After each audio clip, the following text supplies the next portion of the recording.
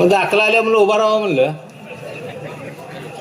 मग अर्ज भरला, मालकाला म्हणलं अर्ज भरतो, मालक म्हणजे भरून ठेवा. आलं म्हणलं सरळ आमच्या घरातल्या कुणबे म्हणलं होते कुणब्यात लढाई कुंभातनं जी गरीब विचार हरिभाव आलं. आताला काही 2-2.5 एकराचा ह्याच्या कवा आयुष्यात त्याला संधी मिळायची. मी भोसले पाटील देशमुख आम्हाला कुठं संधी मिळत, पण ह्या गरीब विचारला कुठे संधी मिळायची म्हणून मालकाला म्हणलं मी माघारी घेतो. मी माघारी घेतली. अरे बरोबर आहे का?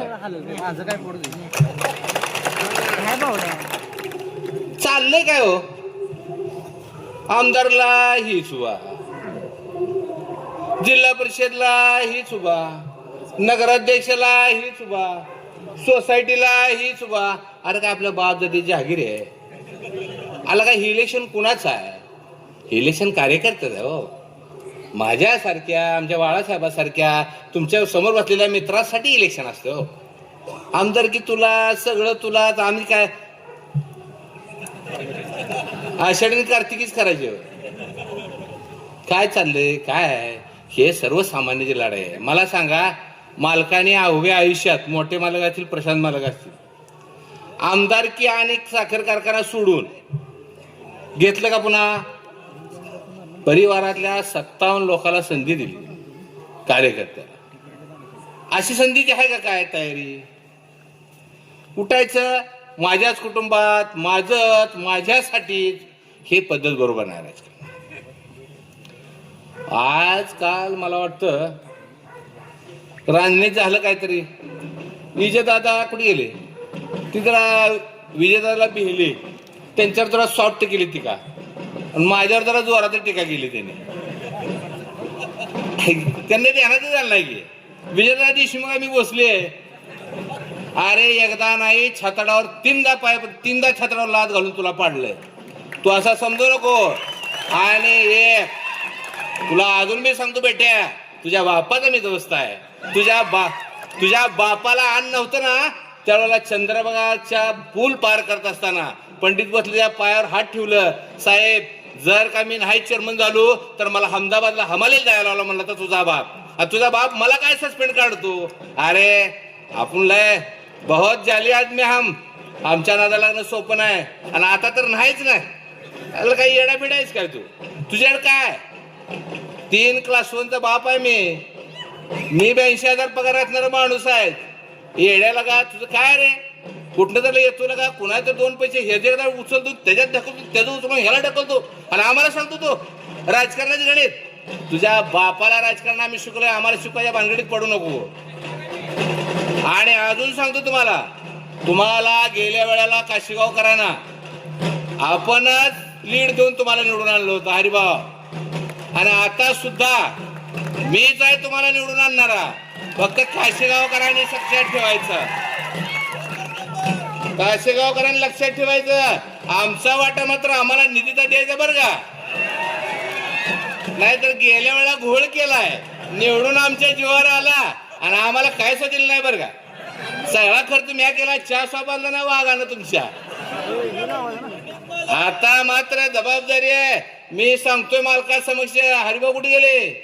35 पैसे तुम्हाला आणि 65 पैसे आम्हालाच बरं का निधीचे. आणि मी सांगतो तुम्हाला, नाही, आम्हाला अन्यायाचं नको आहे. आम्हाला मालक आणि समाधान दादा दोघेही आहेत. आम्हाला समाधान दादा स्वागत आहे. अहो समाधान दादा आहेत. आता एप्रिल महिन्यात मालक पुन्हा आमदार आहेत.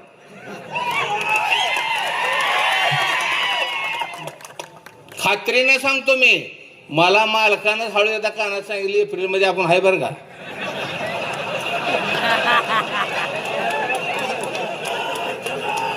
आणि तुम्ही म्हणसाल तुमच्या जिल्हा परिषद मधनं नाही, खास आमदाराच्या कोट्यातनं आमदार आहे.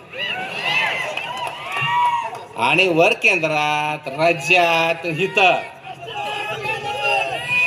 हित आपल्याला आपलं उमेदवार निवडून का आलं पाहिजे.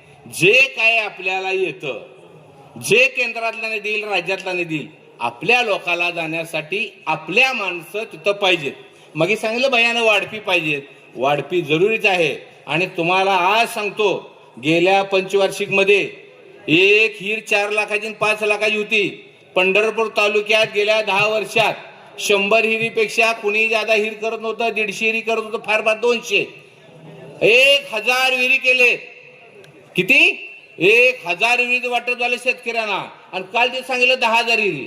तर मला गणित यार तुम्हाला आलं नाही, त्यामुळे इथलं पाक वाटोळ झाला.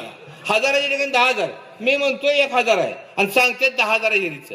काही नाही, समोरच्याला काही कळत नाही. तो उमेदवार समोरचा आहे की थेट आपला ट्रॅक्टरचा ड्रायव्हर आहे, त्याला काय माहित नाही. पंचवार्षिकमध्ये उभारला, मालकाच्या आणि आमच्या संयुक्त त्यावेळेला त्याला जिल्हा परिषद सदस्य केला. 5 वर्षात 6 वेळा सभेला हजर आहे. त्याच्या अगोदरच्या जिल्हा परिषदेला ट्रॅक्टरचा ड्रायव्हर आहे, टोळ्या ह्या भानगडीतला आहे. जिल्हा परिषदचा काय अभ्यास करू नये त्यांनी उभारणी. खरं सांगतो भैया, आम्ही जिल्हा परिषद संपर्कातले, तुम्हाला योजना तुमची येतील, तुम्ही देताना निवडून शहाणे माणसं द्या. नाहीतर एकदा गेलं की पुन्हा या योजनेचा काय पत्ता नसतो, तुम्हाला काही गावत नसते. ती मालक मोठा घडी नॉट रिचेबल, ही अनरिचेबल होऊन जाईल सगळं. त्यामुळं माझं म्हणणं तुम्हाला एकच आहे, शहाणे प्रवाहातली, मालकाच्या संपर्कातली, त्या संस्थेची निगडीत असणारी माणसं मताने निवडून द्या. आणि तुमचं सगळ्याचं काशीवावराचं काम आहे की थोरला भाव म्हणून खालच्या गावांना आजपर्यंत, काकासाहेब, आजपर्यंत आम्ही तुम्हाला सन्मान देत आलोय. आणि पुढच्या वेळी आमच्याकडे जरा वळून बघा, एवढी विनंती करतो आणि थांबतो. जय हिंद.